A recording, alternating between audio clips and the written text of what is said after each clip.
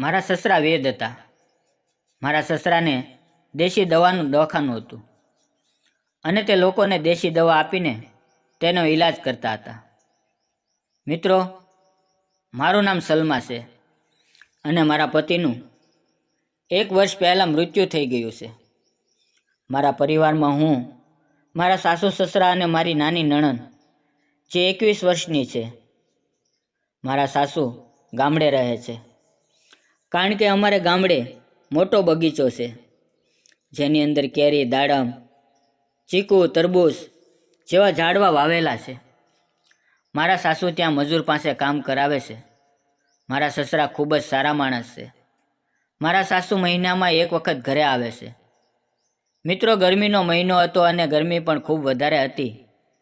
એટલે મારી નણંદ મને કહેવા લાગી, ભાભી, ગરમી ખૂબ જ થઈ રહી છે, ચાલો આપણે બધા ફરવા માટે જઈએ. મેં તેને કહ્યું, તું સાચું કહી રહી છે, પરંતુ આપણી બંનેની સાથે આવશે કોણ? કારણ કે પિતાજી એટલે કે મારા સસરા તૈયાર નહીં થાય. તો મારી નણંદ કહેવા લાગી કે હું પપ્પાને કોઈ પણ રીતે મનાવી લઈશ. સાંજે જમ્યા પછી મારી નણંદે પપ્પા સાથે વાત કરી કે આપણે બધા ફરવા જઈએ. તો પપ્પા કહેવા લાગ્યા કે ક્યાં ફરવા જવું છે? તો અમે બંનેએ કહ્યું, દીવ ફરવા જઈએ. તે થોડીવાર હા ના કરતાં કરતાં માની ગયા અને કહેવા લાગ્યા, હું તમારી સાથે આવીશ. તેણે ઓનલાઈન 3 ટિકિટ બુક કરાવી. પછી મેં અને મારી નણંદે બધા કપડાં પેક કર્યા કારણ કે અમારે સવારે બસ સ્ટેન્ડ ઉપર પહોંચવાનું હતું. સવારે 8 વાગ્યે અમે ઘરેથી નીકળી ગયા. બસ સ્ટેન્ડ ઉપર જેવી અમારી બસ આવી એટલે અમે બધા બસમાં બેઠા. 3-4 કલાક પછી દીવ પહોંચી ગયા. ત્યાં એક સારી હોટલની અંદર રૂમ રાખ્યો. ગરમીની સિઝન હોવાથી દરેક હોટલની અંદર ટ્રાફિક ખૂબ જ હતું. અમને ફક્ત સિંગલ બેડ વાળો એક જ રૂમ મળ્યો. તો મારી નણંદ કહેવા લાગી કે પપ્પા, એક જ બેડ ઉપર આપણે ત્રણેયને એડજસ્ટ કરવું પડશે. તો હું બોલી, ઠીક છે. ત્યાં જઈને અમે સાંજનું ડિનર કર્યું. રાતના 9 વાગી રહ્યા હતા એટલે અમે સૂવાની તૈયારી કરવા લાગ્યા. અચાનક મારો હાથ મારા સસરાની ઉપર જતો રહ્યો.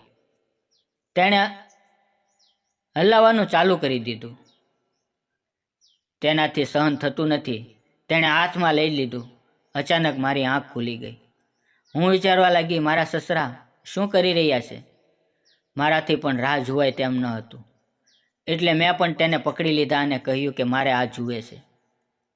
તો તેણે કહ્યું, હું ઘરે જઈને જોયું જશે. જો તે જાગી જશે તો તોફાન આવી જશે. પરંતુ મેં ખૂબ જ જીદ કરી અને પછી તો તમે જાણો જ છો, થોડી વારમાં મારી નણંદ પણ તેની આંખો ખુલીને ખુલી રહી ગઈ. તે પણ પાગલ થઈ ગઈ હતી કારણ કે તેને પણ ઘણા સમયથી કોઈનો સહારો નહોતો. અને તે પણ કહેવા લાગી કે પિતાજી, મેરે સાથ ભી. અને પછી શું થવાનું હતું?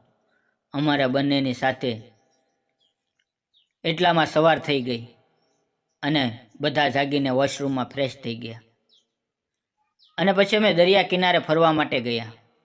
આખો દિવસ દરિયાના દરિયાકાંઠે આરામથી તેમ આટા માર્યા. સાંજે ફરીવાર હોટલમાં આવ્યા તો હું સસરાને કહેવા લાગી કે સસુરજી, આજે ફરી એકવાર તો. મારા સસરા કહેવા લાગ્યા, નહીં, હવે નહીં. હું અને મારી નણંદ જીદ કરવા લાગ્યા.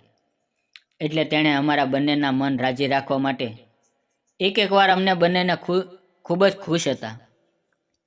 બીજે દિવસે સવારે ફ્રેશ થઈને અમે ઘર તરફ નીકળી ગયા.